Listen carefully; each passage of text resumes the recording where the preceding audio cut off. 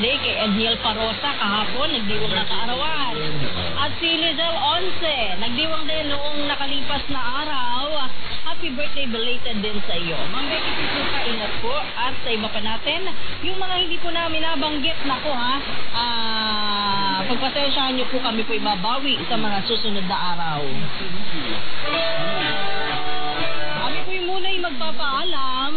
Marami po salamat sa lahat ng sumama sa amin sa loob ng isang linggo. Ito po ang inyong lingkod, Kisas Habson. Ako naman, Andy Verde. At ito po ang balitang from D. Susunod na ang Magandang Umaga Pilipinas kasama si Kong Angel Palmones. Oras natin eksakto punto, alas 4. Good morning.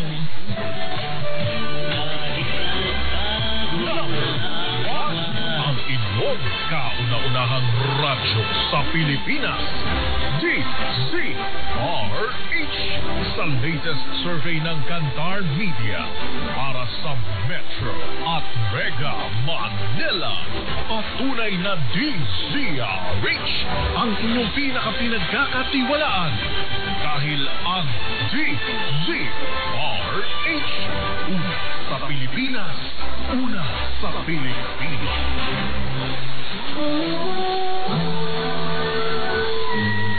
Kauna-unahan sa Pilipinas. Manila Broadcasting Company. DZRH, a proud member of NBC Media Group.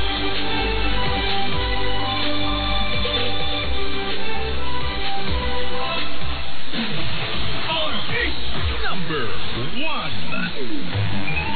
Bagong taon, bagong lakas, mas malakas promo. Bagong sapatos, bagong damit, bagong 1,000 pesos.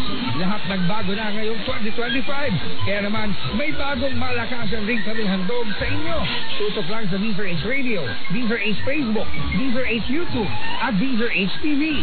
Dahil makakakuha ka ng bagong 1,000 pesos at